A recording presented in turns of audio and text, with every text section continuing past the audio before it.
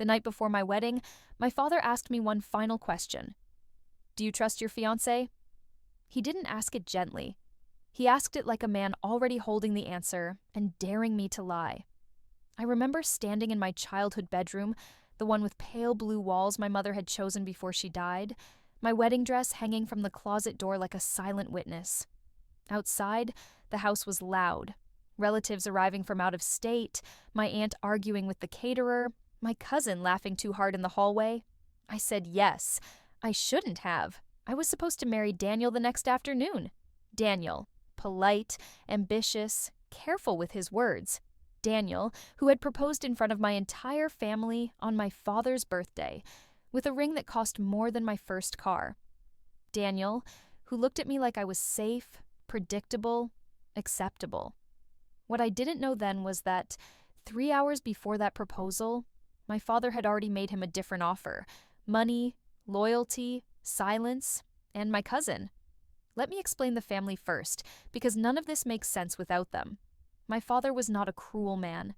He was worse. He was strategic. He built his reputation on generosity. Loans forgiven, weddings paid for, jobs arranged. In our family, gratitude was currency and debt was permanent. You didn't refuse him. You didn't question him. You accepted, smiled, and stayed in line. I was the youngest daughter, which meant I was loved, protected, and controlled. My cousin Elena, his niece, was the opposite. She was loud, messy, always in trouble, always disappointing someone. She moved through life like consequences were optional, and when they arrived, someone else always cleaned them up, usually my father. By the time Elena was 25, she had no degree, no stable job, and a reputation that followed her into every room before she arrived. My father called her misguided. My aunts called her difficult. What they really meant was inconvenient. Daniel met Elena twice before the engagement. Once at a family barbecue, where she spilled wine on his shoes and laughed instead of apologizing. Once at Christmas, where she asked him, very directly, how much money he made. I remember the look on his face. Discomfort, masked as politeness. I thought that meant he was different from the men in my family. I was wrong. The deal my father made was simple. Daniel would marry Elena instead of me. In return, my father would finance Daniel's business expansion, erase his student loans, and ensure he never struggled financially again. There was only one condition. No one could know. Not me. Not my mother's side of the family. Not the community that already had invitations printed with my name on them. So my father didn't cancel the wedding. He replaced the bride. I found out 6 months later. Not because anyone confessed, because Elena got pregnant. The wedding itself happened in a blur. I remember walking down the aisle and seeing Daniel's face. Not joy, not nerves, but something like relief. I remember thinking it was just wedding anxiety. I remember my father's hand on my arm, guiding me forward, steady, firm.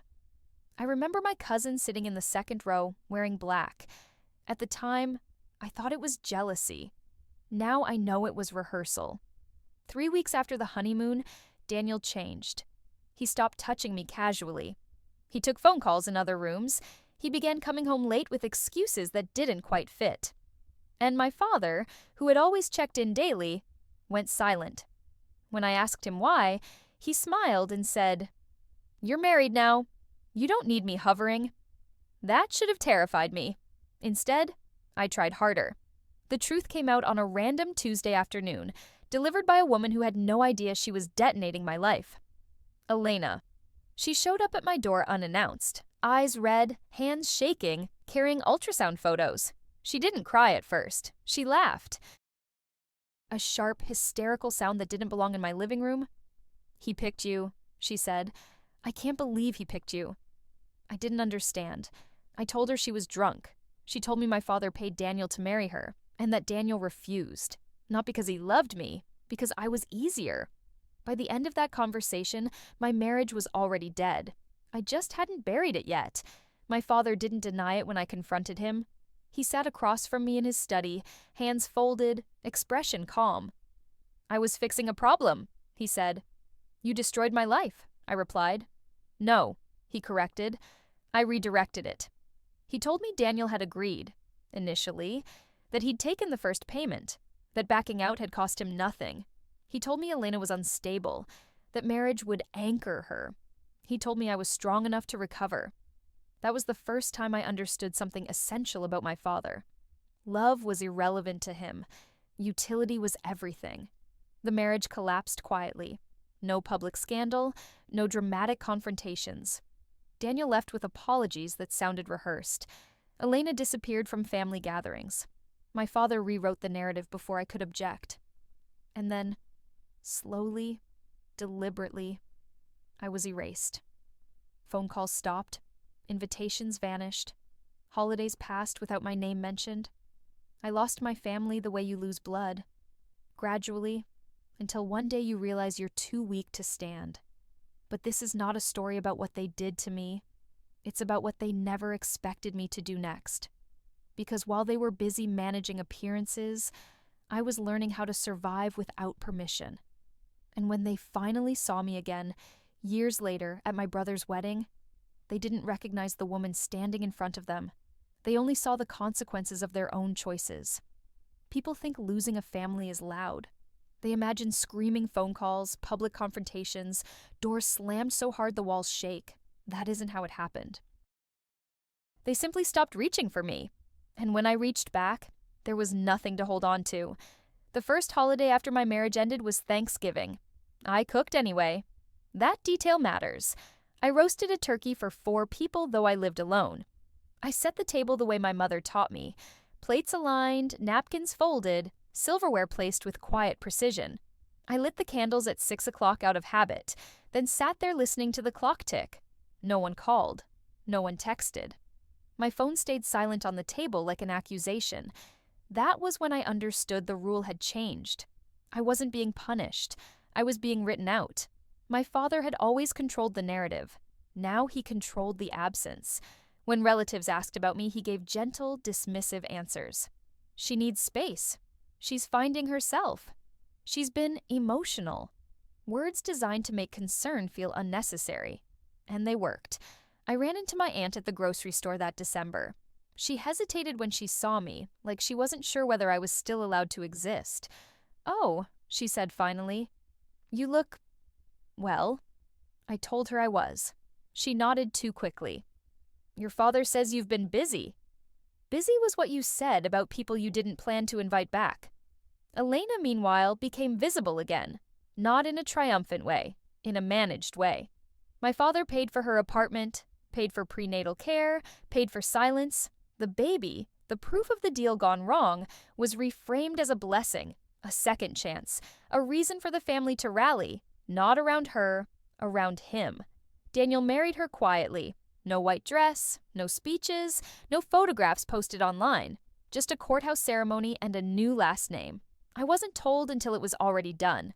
When I finally saw them together, by accident, at a bank downtown, it felt like watching actors perform a play that had once been mine. Daniel looked thinner, tighter. Elena looked triumphant and exhausted all at once. She saw me first. Her smile faltered. Then she lifted her chin, as if reminding herself who had won. Here's the part people don't like to hear. I didn't feel jealousy. I felt clarity. Daniel wasn't my loss. He was my early warning. The money disappeared next. Not stolen, reclassified. Accounts my father had helped me open for convenience were suddenly harder to access. Investments he had managed on my behalf were tied up in long-term arrangements I hadn't approved. Legally sound, morally empty. When I asked questions, I was told to be patient. When I insisted, I was told I was being difficult. That word again. So I stopped asking. Instead, I started preparing. Quietly, deliberately. Without permission, I sold my apartment. Not the way my father would have done it, with connections and favors, but on my own terms. I hired my own agent. I reviewed every document myself. I asked questions until people answered them properly. The money went into accounts no one else could touch. That was the day I learned how intoxicating independence feels when it's earned under pressure. I changed my phone number, then my email, then my routines. I stopped going to the places my family frequented. I stopped answering calls from people who only contacted me to report back to my father. I let myself become inconvenient to track. Not hidden, just unreachable. The loneliness was physical at first. It sat in my chest when I woke up. It followed me through grocery aisles. It waited for me at night when the apartment was too quiet. But something else grew alongside it. Strength. Not the dramatic kind, the kind that shows up when no one is watching. I took a job beneath my qualifications. On purpose. I wanted anonymity more than prestige. I learned how to survive without recognition, without applause, without my last name opening doors. It was humiliating, and it was freeing. My father tried once more, a voicemail left after months of silence. You're making this harder than it needs to be. No apology, no acknowledgement. Just an invitation to submit. I deleted it without replying. That was the moment the cord finally snapped. Years passed. Not quickly, not easily. But honestly, I built a life that didn't need witnesses. Friends who knew me without my family attached. Work that paid my bills without emotional strings. A home that stayed quiet because I chose it, not because I was excluded. I stopped waiting to be reclaimed. And then came the invitation. Cream-colored envelope. Heavy paper. My brother's wedding. No personal note, no message, just a date, a location, and an unspoken challenge. Come see what you missed. I stood in my kitchen holding that. Then I smiled, because they still thought the story ended with me leaving. They had no idea what happened after. I didn't answer the invitation right away. That wasn't hesitation. That was control. I placed the envelope on my kitchen counter and let it sit there for 3 days, unopened, as if it were something that could spoil if I touched it too soon. Every morning, I walked past it on my way to work. Every night, it waited for me exactly where I'd left it. My brother's name was embossed in gold. Our last name. The name that used to open doors. The name that once kept me quiet. On the 4th day, I opened it. The ceremony was at a country club outside the city. Expensive, traditional, public. The kind of venue my father favored because it announced stability before anyone asked questions. My brother had always done what was expected. This wedding was no exception. There was no RSVP card with a handwritten note. Just a printed deadline. Attend or disappear permanently. That was the message beneath the politeness. I called my therapist that night. I didn't ask what I should do. I told her what I was considering. I'm thinking of going, I said. Not to reconcile, not to explain, just to be seen. She was quiet for a moment. Do you want closure? She asked. Or do you want confirmation? I knew the answer immediately. Confirmation. Because here's the truth I hadn't admitted out loud yet. I wasn't afraid of seeing them. I was curious. Curious whether they still believed the version of me they'd erased was the only one that had ever existed. In the weeks leading up to the wedding, information reached me anyway. It always does. A former family friend ran into me downtown. A cousin's ex-wife messaged me late one night after 2 glasses of wine. A colleague of Daniel's, who didn't know who I was, complained about workplace drama. Piece by piece, a picture formed. Elena was not thriving. The marriage hadn't fixed her. The baby hadn't stabilized her. Money had postponed consequences, but it hadn't eliminated them. Daniel's business, funded by my father's generosity, was floundering. Quietly. Embarrassingly. He'd taken on debt he couldn't manage, assuming the support would never end. It had. My father didn't like investments that embarrassed him. Elena, meanwhile, had become defensive, suspicious, volatile. She argued publicly, overshared privately, counted every slight. She wasn't anchored, she was cornered. My father still believed silence was control. He was wrong. Silence was distance. And distance had given me vision. I sent the RSVP back 1 week before the deadline. Yes. 1 word. No note. No explanation. I imagined my father opening it. Expression unreadable, recalculating. I hoped he felt it. The day of the wedding arrived clear and warm. Predictable. I dressed without ceremony. No designer labels, no statement pieces, just clean lines, neutral colors. The kind of confidence that doesn't ask permission to enter a room. I didn't rehearse what I'd say. I didn't need to. I wasn't there to speak. Walking into the venue felt like stepping into a preserved moment in time. Same music, same decor style, same people aging in predictable directions. They noticed me immediately. I felt it ripple through the room. Surprise first, then curiosity, then the subtle tightening that comes when a narrative is threatened. My father saw me from across the room. He didn't smile. He assessed. I greeted my brother first. He hugged me stiffly, eyes darting, like he wasn't sure whether affection was still allowed. "You look good," he said. "So do you," I replied, honestly. We had both survived in different ways. Then I saw Elena. She stood near the bar, baby carrier at her feet, Daniel beside her like a prop. Her eyes locked onto mine. The color drained from her face. Not fear, recognition. She approached me slowly, deliberately, like someone crossing a minefield. "You came," she said. I was invited. Her mouth tightened. "You look different." I smiled. Not sharply, not kindly. People change. Daniel didn't meet my eyes. He stared at the floor, jaw clenched. That told me everything I needed to know. The ceremony was beautiful. It always is. Families like mine are very good at beauty. They just don't know what to do when it cracks. At the reception, the conversations grew bolder, questions disguised as compliments. "So, what are you doing now? Are you seeing anyone? Have you spoken to your father lately?" I answered calmly, briefly, truthfully, without offering more than was asked. That restraint unsettled them more than anger ever could. The shock came later, during the speeches, when my brother thanked everyone who supported him through the hard years. He paused, then added quietly, "including those who walked their own difficult paths." Eyes turned toward me. My father's jaw tightened. Elena's grip on her glass faltered. It wasn't much, but it was public. And in my family, public acknowledgement was dangerous. I left early, on purpose. I didn't wait for closure. I didn't need applause. I'd already proven what mattered. I existed. I was standing. And I was no longer available for erasure. What I didn't know, what none of us knew yet, was that the wedding didn't mark the end of my absence. It marked the beginning of their unraveling. The phone rang 3 days after the wedding. I didn't answer it at first.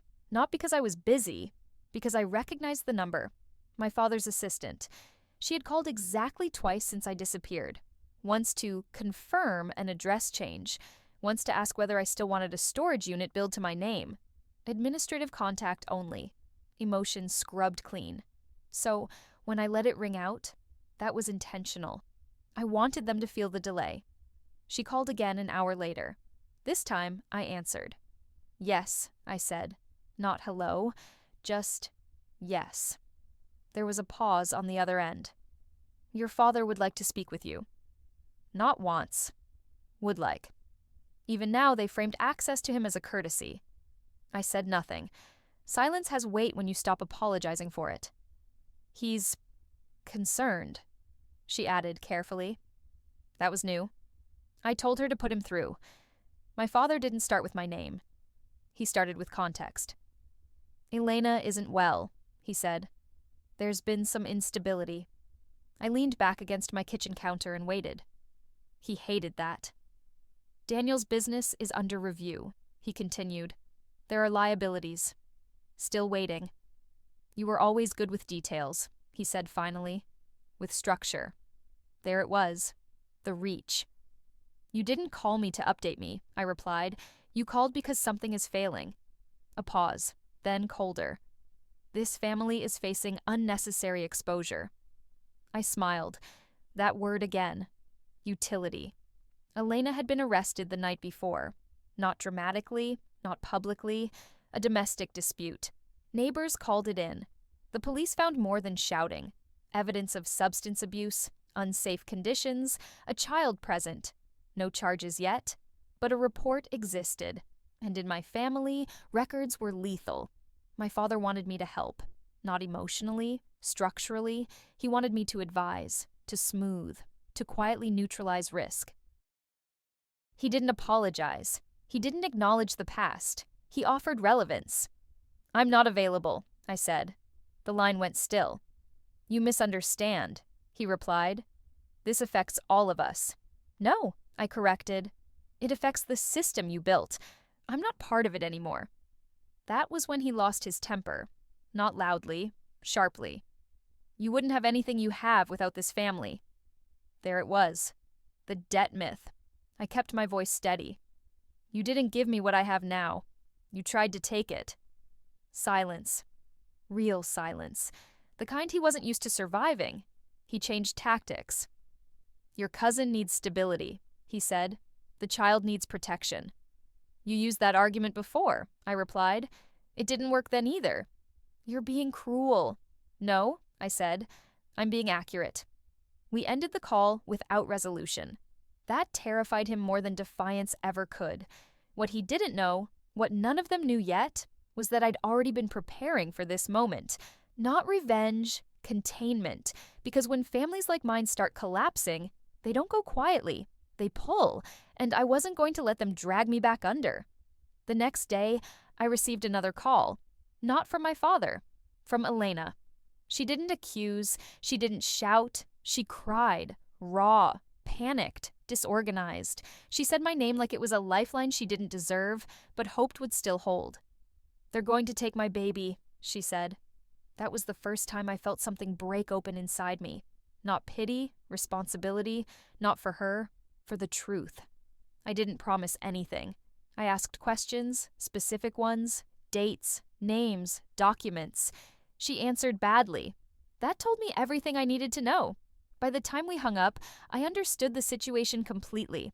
And I understood something else. My father had lost control long before the wedding. He just hadn't realized it yet. Elena called me again the next morning. I didn't answer. Not immediately.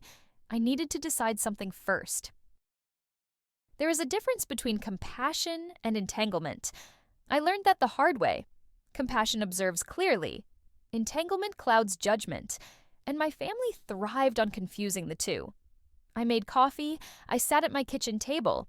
I opened a notebook I hadn't used in years, the one I reserved for decisions that couldn't be undone. At the top of the page, I wrote one sentence. What am I willing to lose to do this? Not what I might gain, not how I might look, what I was prepared to sacrifice. Elena's situation was serious. Child Services had opened a file. Daniel's finances were under scrutiny. My father was already maneuvering behind the scenes, calling favors that used to work. Used to. If I stepped in, I wouldn't just be helping Elena. I would be re-entering the system, and systems like ours never let you back out cleanly. I called a lawyer, not one my family knew, not one recommended by anyone adjacent to my past. I found her myself. I paid her myself, and I told her everything. She didn't gasp. She didn't sympathize. She listened. Then she said, "Your father's leverage depends on silence. Once that's gone, he's just another man with money and a history." That sentence settled something in me. I called Elena back. This time I answered. I didn't soothe her. I didn't promise protection. I told her the truth. "I won't lie for you," I said. "I won't interfere improperly, and I won't let anyone use me as a shield." She sobbed. I waited. "But," I continued, "I will help you understand your options, and I will not let your child be collateral damage for someone else's reputation." That was the line. Clear. Non-negotiable. My father called that evening, not through his assistant, directly. That alone told me how far things had slipped. "You're involving outside counsel," he said. Not a question. "Yes." "You're destabilizing things." "No," I replied. "I'm making them accurate." His breath tightened on the other end of the line. "You don't understand how exposed this makes us." "There is no us," I said calmly. "That was your decision. Years ago." He tried anger. He tried guilt. Then, finally, he tried honesty. "I made a mistake," he said. "Not with you. Not to you. Just a mistake." I let that sit between us. Then I said, "You didn't make one mistake. You built a system that required sacrifices. I was just the first one who stopped volunteering." He didn't respond. For the first time in my life, I heard uncertainty in his silence. Things moved quickly after that, too quickly for him to manage alone. Reports surfaced, questions were asked. People who once benefited from his protection distanced themselves, not dramatically, pragmatically, just like he taught them. Elena entered a monitored program, court-ordered, supervised. My father couldn't stop it. Daniel's business collapsed quietly within 6 months. No headlines, just dissolution. And with it, his usefulness vanished. The child was placed temporarily with a guardian. Not my father. That mattered. I watched all of this from a distance I chose. I attended meetings I agreed to attend. I spoke when accuracy was required. I refused when manipulation tried to re-enter through the side door. People noticed. They always do when a pattern breaks. The final conversation came weeks later. My father, seated across from me in a neutral office, no home field advantage left. "You've changed," he said. "Yes." "You're stronger," he added. I met his eyes. "So are you," I said. "Just not in the way you taught me." I didn't reconcile with him. I didn't declare war. I did something far more destabilizing. I withdrew consent. By the time the dust settled, the family hierarchy had shifted. Not loudly, irreversibly.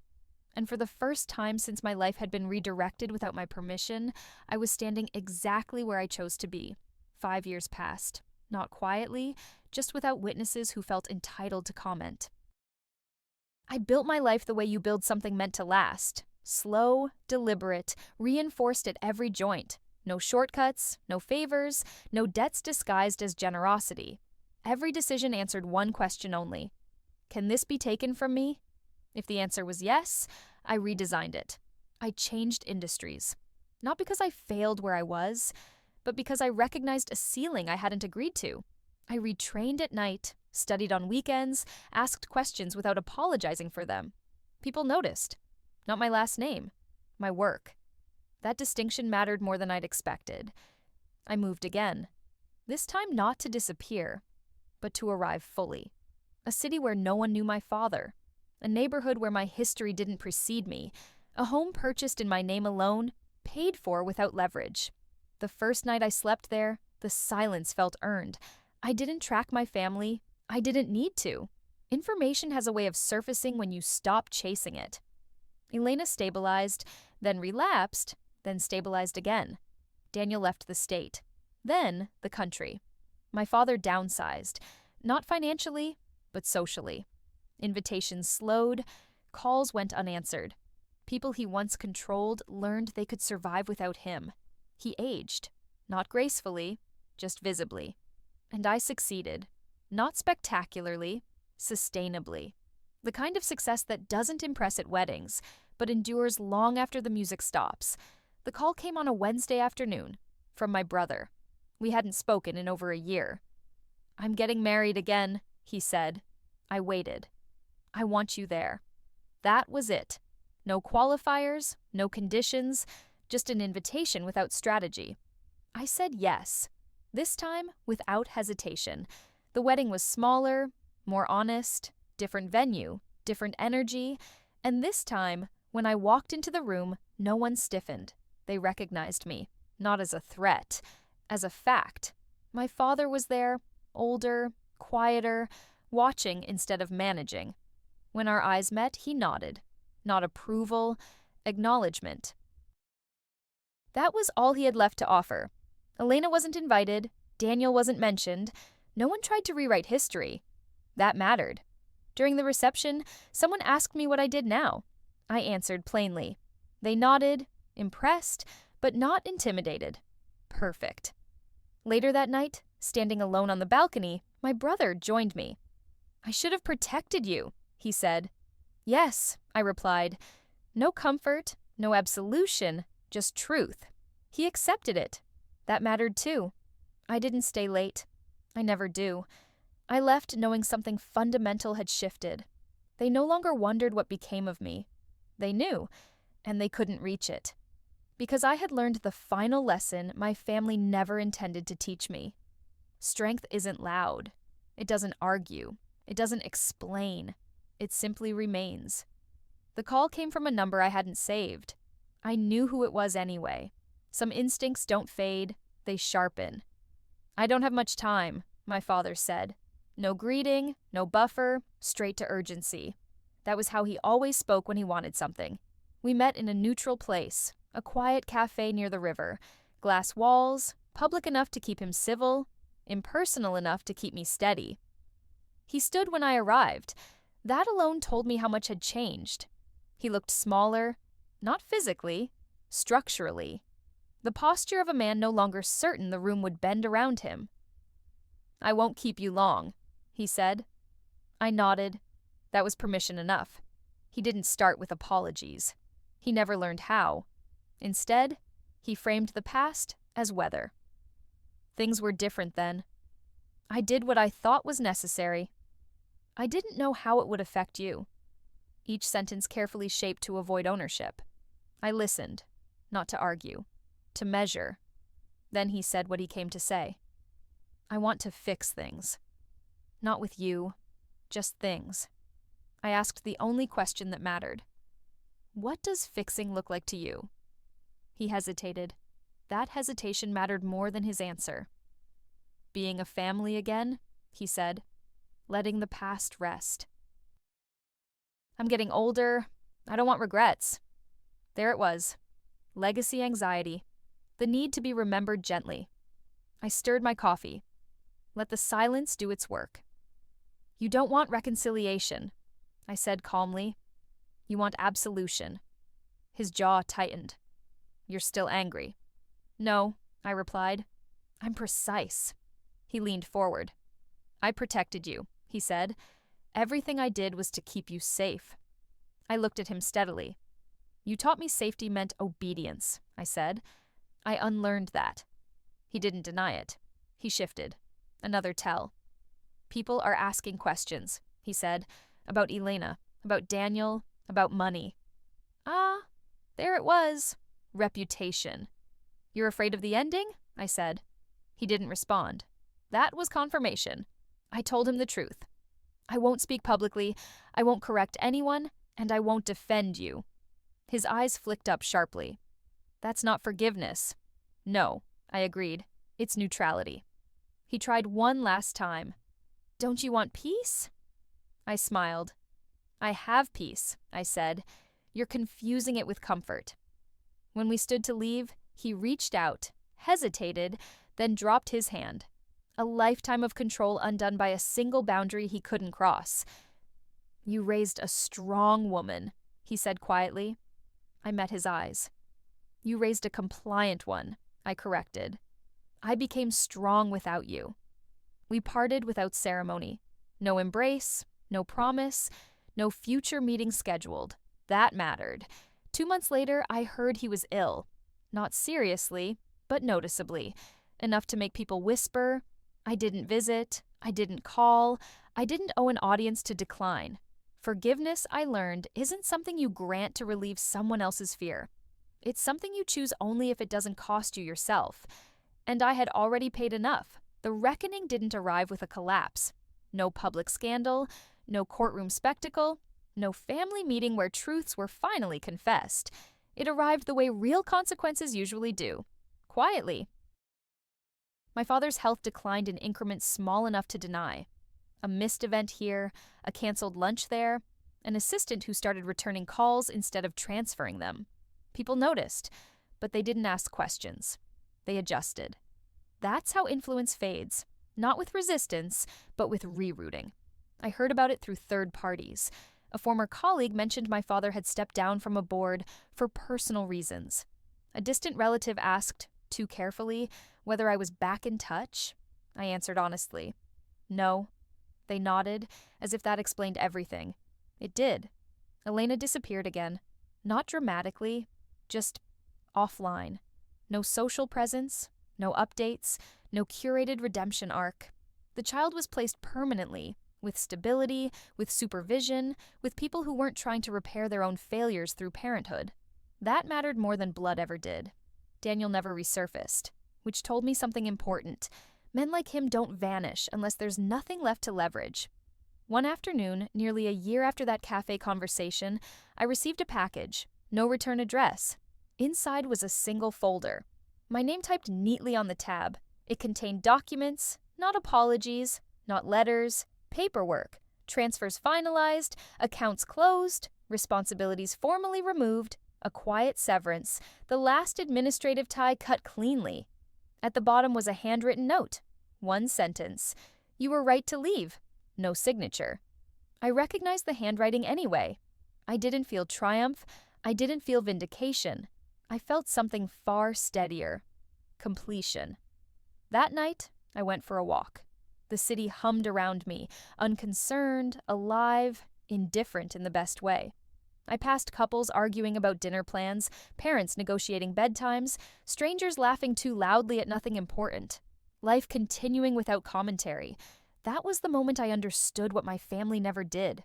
Control is loud. Freedom is not. I had spent years thinking survival meant proving something. That success would speak for me. That strength would be recognized. I was wrong. The strongest thing I ever did was stop auditioning. I didn't attend the funeral when it eventually happened. That choice surprises people when they hear it. It shouldn't. Grief isn't measured by attendance. Respect isn't proven by proximity. And closure doesn't require participation. I sent flowers. No card. That was enough. The family reassembled without me. They always do. People reconstruct narratives to survive them. I didn't interfere. I didn't correct. I let them have the version they needed, because I had mine, and mine was honest. I was no longer the daughter who needed permission, no longer the woman who could be traded to solve someone else's problem, no longer the absence they could explain away. I was the outcome they hadn't planned for. The last person to call me wasn't my father, it was my aunt. The one who used to smile too brightly, the one who always said, "You know how he is," like that explained everything. She didn't start with pleasantries. Family members never do when they think you owe them. "You should have done more," she said. There it was. The final accusation. I asked her to be specific. That unsettled her. "Well," she continued, regrouping, "you had resources, knowledge, influence. You could have helped keep things together." Together. That word again. I didn't raise my voice. I didn't defend myself. I asked one question. Who would I have had to become to do that? She hesitated, then said it. "Someone loyal." I nodded slowly. Loyal to what? She didn't answer, because we both knew. Loyalty in our family had never meant care. It meant compliance, silence, self-erasure in exchange for belonging. "I paid my debt," I said calmly. "I just didn't pay it forever." She accused me of selfishness, of abandonment, of being cold. I listened. Then I said something that ended the conversation permanently. "I am happy, and none of you are entitled to that." The line went dead.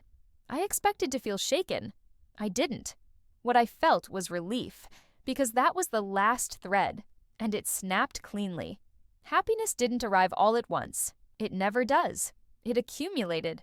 Morning routines I enjoyed, work that challenged me without diminishing me, friendships that didn't require explanation or performance, love, eventually, that didn't feel like a negotiation. I stopped bracing for loss. That was the clearest sign. I no longer anticipated punishment for existing as myself. One evening, sitting in my living room, I realized something startling. I hadn't thought about my family in weeks, not with anger, not with sadness, not even with curiosity. They had become background noise to a life with its own center. That's when I understood the final truth. I didn't win. I didn't get justice in the way stories promise. I got something far rarer. I got free. Free from bargaining, free from legacy fear, free from the idea that love has to hurt to be real. I was no longer strong because of what happened. I was strong because I chose what happened next. There was no moment where everything suddenly made sense. No final conversation that wrapped the past into something neat. Life didn't pause to acknowledge what I'd survived. It simply kept going. And so did I. Years later, people sometimes ask about my family. Not out of concern, out of curiosity. The way people ask about weather patterns or closed businesses. I answer plainly, "We're not close." That's all. No bitterness, no explanation, just a fact that no longer needs defense. I built a life that didn't depend on reconciliation. a life that didn't require anyone's permission to be valid. My happiness didn't arrive as a reward for endurance. It arrived as a consequence of choice. I learned to trust my own judgment. That was the hardest part. When you grow up in a system that overrides you, your instincts go quiet. You doubt yourself. You look outward for confirmation. I stopped doing that. I learned to listen inward again, slowly, carefully, relentlessly. I didn't marry again quickly. I didn't rush anything that could cage me.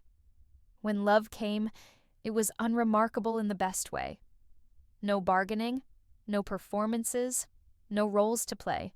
Just two adults choosing each other without leverage. That mattered more than fireworks ever could. Strength stopped being something I proved. It became something I practiced.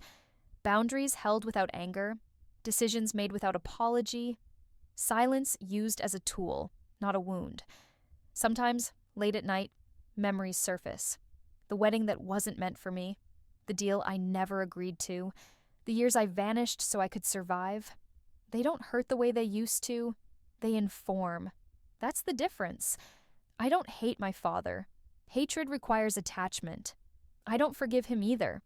Forgiveness, for me, is reserved for people who take responsibility. What I feel is clarity. And clarity is enough.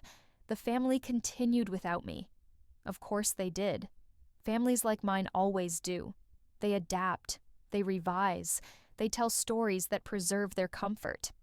I didn't interrupt that process. I didn't need to. I was no longer part of their narrative. I had my own. If there's a lesson in this, if there has to be one, it's simple. You are not obligated to remain where you were diminished. You are not required to be useful to people who mistake control for love. And you don't owe anyone access to the life you fought to build. I didn't get everything back. I got something better. Myself, whole, unmanaged, unafraid.